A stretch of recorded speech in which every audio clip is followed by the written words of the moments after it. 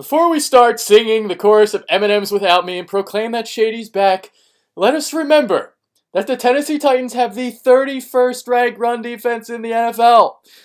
But Shady, well, he's been the same player all along, guys. He hasn't lost a step. That's just crazy talk, nonsense, shenanigans. I do, however, want to see Shady and the offensive line continue to do this against Dallas and Seattle during the next 3 weeks. If the line can keep getting him to the second level, the Eagles, well, they'll be NFC champions again. And then we can start singing, rapping, freestyling, whatever you want to do. Let's just hope that the media, they've created a monster because Shady, well, you're not chopped liver. But Sunday was one of those rare occasions where my focus was almost more on that Giants-Cowboys game. You know, the SEC, you know how they are. They like to schedule cupcakes late in the season, and we saw it this past weekend. Alabama played Western Carolina, Auburn played Samford, and Georgia clashed with Georgia Southern. That's what this Tennessee Titans game felt like on Sunday. Everyone knew coming in that it was going to be an easy win, and it was. It was a cupcake. It never felt like a trap because this game was in Philadelphia. It wasn't in Nashville. It wasn't like that Minnesota game last year where the Eagles had to travel to Minneapolis and, well, Matt Castle, he threw the ball all over us. But let's get back to this Giants-Cowboys game because, I mean, I've watched a lot of football. Since I've been like 4 or 5 years old. And it takes something extraordinary to wow me anymore. But that Odell Beckham catch last night made my jaw drop. I mean, it just made me lose focus of the game because right after that snag, I was on Twitter frantically searching for GIFs, looking for every possible angle of that catch. I just couldn't get enough of it. That catch was that good. It was that special. This guy is just an unreal talent, and it really sucks that he's a Giant because he's going to terrorize us for the next 10 years. He's a flat-out stud. His athletic ability is off the charts. You throw anything in his vicinity, he's going to catch it. There was even a comeback route earlier in the game where Manning rolled to his right and Beckham, he reached out like this and just, caught the ball so effortlessly. There was another GIF I saw of a kickoff against Auburn last year. I believe it was last season, where Cody Parkey booted the ball out of the end zone and Beckham, he just casually reaches back and, with his right hand, Spider-Man style, hauls it in. I mean, we saw last night why Chip Kelly coveted this guy, why the Eagles wanted to move up in the draft to go get him. This guy is he's an unreal talent. And I'm going to say it right now. He's better than Dez Bryant. I think he is. This guy is just off the charts good. In recent Eagles history, that catch immediately made me think about that Jason Avant one-handed snatch against the Tampa Bay Buccaneers in Week 14 of the 2012 season. It happened on a 3rd and 17 in the second quarter along the left boundary. It was the same kind of catch, Beckham had, where he was falling backwards, reached back, plucked the ball out of the air with his right hand. But let's face it, that Beckham catch was on a whole nother level because his went for 43 yards. He had Brandon Carr draped all over him. And somehow he's able to tiptoe his way in bounds and make the catch. I mean, I'll tell you what. We live in a society where we use the word great too often, and we're always living in the present. We'll see something extraordinary, and we'll automatically proclaim it as the best thing we've ever seen. But this was different. This catch was that good. It was that special. And they're already saying that it's the greatest catch in Giants history, along with that David Tyree helmet catch in the Super Bowl against the New England Patriots. I mean, here's what I have to say about that. In terms of athletic ability, Beckham's catch blows Tyree's out of the water. Because that Tyree catch, it was like 75% luck. He had bubble gum on the helmet. But that Tyree snag, it won the Giants a Super Bowl. The Beckham one came in a loss where your team's 3-8 and you've lost 6 in a row. So just, a reality perspective there. In terms of one-handed catches, the only receiver that I could think about in recent history that, hauls in passes like that and makes it look easy was Brandon Lloyd. There's a lot of guys that can make one-handed catches, but to make it look that easy, Lloyd was a guy that would routinely go over the middle and make one-handed grabs like that. He'd catch them like this. He'd catch them like this. he was unbelievable. In the present, I've seen DeAndre Hopkins do stuff like this, but Beckham, I mean, how effortlessly he made that catch look.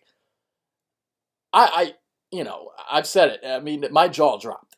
I mean, Jesus Christ, that catch was unbelievable. As for the outcome of that game, I mean, what can I say? Eli Manning, he let me down. He let all of Philadelphia down. The one time we root for the guy, and he fucks up. He fucked up. The Giants, you know, they should have won the game. They were in front for a majority of the contest. But the play that really swayed the momentum was that Barry Church interception. The Giants are up 21-17. Manning has a wide open Preston Parker over the middle. It would have been a touchdown. More than likely, it would have put the game away. Instead, Manning, he throws it high. It deflects off Parker's hands. And Church had himself an easy interception. If only that ball could have been for Beckham, because Beckham would have caught the damn thing. But Preston Parker, well, he blows. And so, yeah, in the end, it was just another chapter in the book of Sheila. To give Manning some credit, he did toss the go-ahead score to Adrian Robinson with 3 minutes left to put the Giants up 28-24, but, well, it was a tease. By God, it was a tease. Freaking tease. Romo had the answer at the other end, and the offensive line, they gave him an eternity to throw. I mean, the protection, he had you saw it on the snap clock. He had 8 seconds before, pressure, he tossed the ball, and he found Des Bryant in the back left corner of the end zone with 1:01 left, and the Dallas defense, they held on for the win. So both the Eagles and the Cowboys, they're 8-3 heading into that Thanksgiving showdown in Big D. As for the Eagles game, well, it was over on the opening kickoff when Josh Huff returned it 107 yards for a score. It was the longest play in Eagles franchise history. The blocking on the play was extraordinary, and all Huff had to do was scamper down the right sideline and stiff arm a few guys en route to the score. It was Philly's 10th non-offensive touchdown of the season. They are now 3 away from tying the 1998 Seattle Seahawks record of 13. And I'll tell you what, Huff, that return doesn't let you off the hook. You see, I still remember that red zone fumble, that drop that led to an interception and the whiff on Micah Hyde. You got to do a lot more in order to win my heart, all right? So, it's a start. It's a start. And he's still clearly in the doghouse because he was getting less snaps than Brad Smith, for fuck's sake. So, after that return, the Eagles, they race out to a 17-0 lead. The defense, they force a quartet of Titans 3-and-outs to start the game, and McCoy was leading the way on offense. I mean, what can I say? He was making it wiggle, not only on the field, but also in my pants. It was wiggling.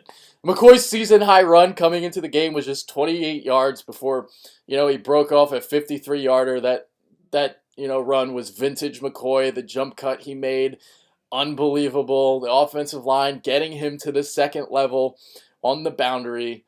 I mean, that was typical McCoy. What can I say? The Eagles outgained Tennessee 108-12 in the opening 12 minutes. McCoy had 100 rushing yards by halftime. I mean, it was nice to see, even against the 31st ranked run defense in the NFL. This is where I want to talk about Mark Sanchez. Yeah, Marky Mark, because he now has 8 turnovers on the season compared to 7 touchdowns. I never hopped on his bandwagon like everyone else did after that Carolina game because, well, this is the real Marky Mark. He's going to turn the ball over. I still don't know, however, what the Eagles are going to do with Foles. I mean, if it was up to me, I'd go back to Foles in a heartbeat once he comes back. But, it's going to be tough, because say he comes back week 16, week 17, he's going to come back rusty. I mean, I remember when Donovan McNabb, came back in the 2002 playoffs, and, well, he was flat out bad. He didn't play well against the Falcons in the divisional round, and we all know what happened the following week against, Tampa Bay. I mean, Joe Jaravicius is still running down the left sideline. He was like Forrest Gump. He just didn't stop running. Anyway, I'm glad I'm not Chip Kelly. I'm glad I don't have to make that decision, but I'd go back to Foles. If he comes back, like say, because there's rumors that he might come back for that second Dallas game, I would bring him back. I would. Sanchez, he threw 2 interceptions yesterday. Although that first one was more on Riley Cooper. I mean, man, I wish Cooper would have fought for that ball like he does at those country concerts. I mean, that was ridiculous. Sanchez, he finished 30 of 43 with 307 yards and a touchdown to go along with those 2 picks. And quite frankly, I thought Zach Mettenberger outplayed him. I thought he did. Mettenberger, he started out 1 of 7, but he bounced back nicely and finished 20 of 39 for 345 yards with a pair of touchdowns and a pick. The Eagles linebackers had a tough time containing Delanie Walker. He had 5 catches for 155 yards and burned Emmanuel Acho for a 68-yard grab. Jordan Matthews continues to thrive with Sanchez under center. He hauled in 6 passes for 77 yards. He also continues to be a weapon on third down, moving the chains on a 3rd and 2 and a 3rd and 13. The Eagles were 10 of 19 on third down overall. Tennessee finished 2 of 12. On the defensive side of the ball, Trent Cole abused rookie Taylor Wan all game, posted 2 sacks. Benny Logan turned in another good performance, so did Fletcher Cox. But that nose tackle, Logan, I mean, he might be the most underrated player on this defense this season. I think he's been a stud. That whole front 7 has been extraordinary this season. So yeah, Sunday was also one of those rare occasions where the Eagles actually led the time of possession in the game. We don't see that often. Other than that, that's about it for this game. Mike and I will be doing our Dallas Cowboys preview show tomorrow. Unfortunately, he couldn't come on the show today. Our boss at work, well, he really screwed us over with schedules this week. He's working during the day this week. I'm in at night, so there's just no possible way for us to get a show in today. I may have to do another solo show for that Dallas game. We shall see. So, yeah, that's it for today. Make sure you follow us on Twitter, @TheBitterBirds. I'm out of here. Later, all. Take care.